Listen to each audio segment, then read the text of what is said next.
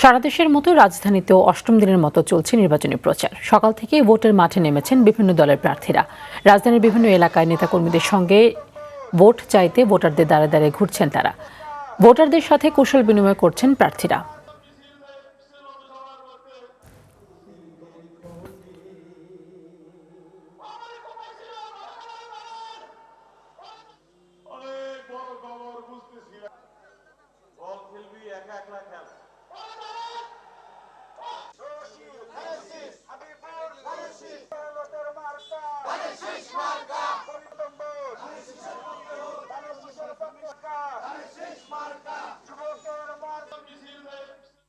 দর্শক, নির্বাচনের প্রচারের খবর জানাতে রাজধানীর বিভিন্ন এলাকায় রয়েছেন আমাদের সহকর্মীরা, সরাসরি যুক্ত হচ্ছেন তারা। শুরুতেই আমরা যাচ্ছি সহকর্মী এআর বাদলের কাছে। বাদল, আপনি ঠিক কোন এলাকায় রয়েছেন এই মুহূর্তে? সেখানে কোনো প্রার্থীর সাথে আপনার দেখা হয়েছে কিনা এবং প্রচারণার সর্বশেষ কী চিত্র আপনি দেখতে পেয়েছেন?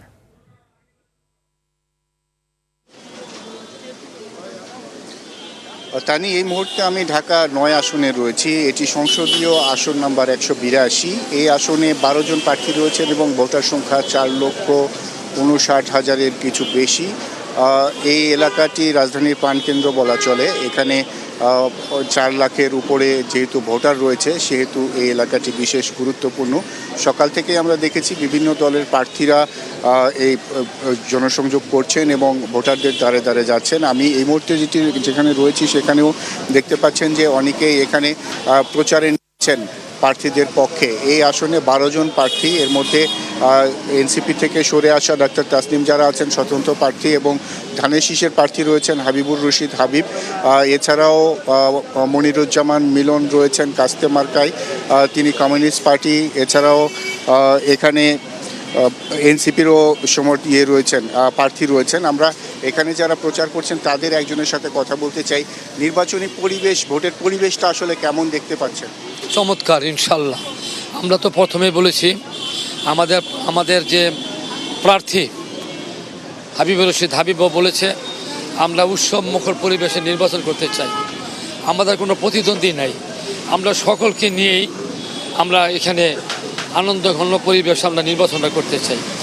আর একটা সবচেয়ে ভালো কথা, আমাদের এই এলাকায় কখনই নির্বাচন নিয়ে কোনো প্রার্থীর ভিতরে কোনো কথা কাটাকাটি, কোনো উত্তেজনা, কোনো কারোর সাথে রেশারেশি কোনো কিছুই নাই। ভালো পরিবেশে, উৎসবমুখর পরিবেশে নির্বাচন হচ্ছে। যে যার মতো নির্বাচন করছে, কেউ কাউকে বাধা দিচ্ছে না। জনগণ যাকে ভোট দিবে ইনশাল্লাহ সেই তো বিজয়ী হবে।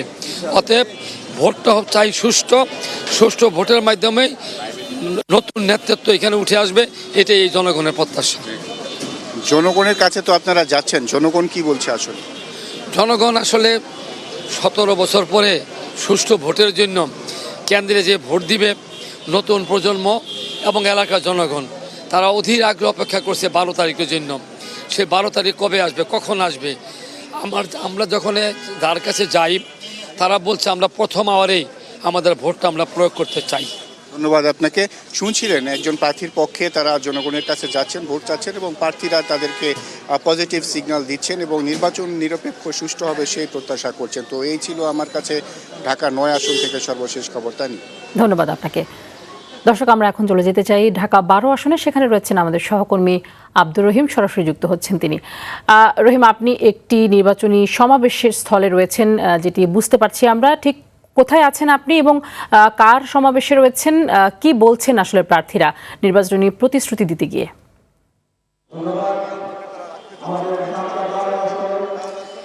তানি, সকাল থেকে আমরা ঢাকা ১২-র বিভিন্ন প্রার্থীদের সাথে কথা বলেছি এবং আমরা বর্তমানে রয়েছি কারণ বাজার এলাকায়। জামাত এবং ১১ দলীয় মনোনীত প্রার্থী জামাতে ইসলামের নেতা সাইফুল ইসলাম, তিনি এখানে তার সমাবেশ রয়েছে এবং জামাতে ইসলামের কেন্দ্রের আমির কিন্তু সেখানে উপস্থিত রয়েছেন।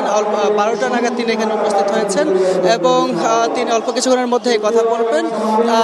এখানকার ১২ আসনের যে এমপি পদপ্রার্থী জামাত মনোনীত, তিনি কিছুক্ষণ আগেই কথা বলেছেন। তিনি যেমনটি বলছেন যে এই অঞ্চলের সবচেয়ে বড় যে সমস্যা সেটি চাঁদা এবং হচ্ছে ব্যবসায়ীদের বিভিন্নভাবে ভোগান্তির শিকার হয়ে থাকেন। যেই ভোগান্তি তিনি যদি পাশ করতে পারেন এলাকায়, তাহলে তিনি এই এলাকা থেকে চাঁদাবাজি মুক্ত এবং এলাকার জনগণকে তিনি ড্রেনেজ ব্যবস্থা থেকে শুরু করে ব্যবসায়ী হিসেবে তাদেরকে প্রতিষ্ঠিত গড়ে তুলবে বলে তিনি প্রতিশ্রুতি দিচ্ছেন। এবং তিনি সবচেয়ে বড় গুরুত্বপূর্ণ যে ব্যাপারটা তিনি বলছেন, জুলাইকে ধারণ করে কিন্তু তিনি তরুণ ভোটারদেরকে টার্গেট করে তিনি বলছেন যে এই এলাকায় তিনি তরুণদের মূলত বেকারত্বের সমস্যা, এই বেকারত্ব সমস্যা দূরীকরণের জন্য তিনি ভূমিকা রাখবে বলে তিনি কিন্তু কিছুক্ষণ আগে বক্তব্যে এটি বলেছেন। এবং আপনি দেখতে পাচ্ছেন কিছুক্ষণ আগে ঘোষণা হয়েছে, এই মুহূর্তে জামাতের আমির কিন্তু মঞ্চে উঠেছেন, তিনি কথা বলবেন। তো এই ছিল আমার কাছে কারণবাজার এলাকা ঢাকা 12 আসন থেকে সর্বশেষ স্থানীয়। রহিম, ধন্যবাদ আপনাকে।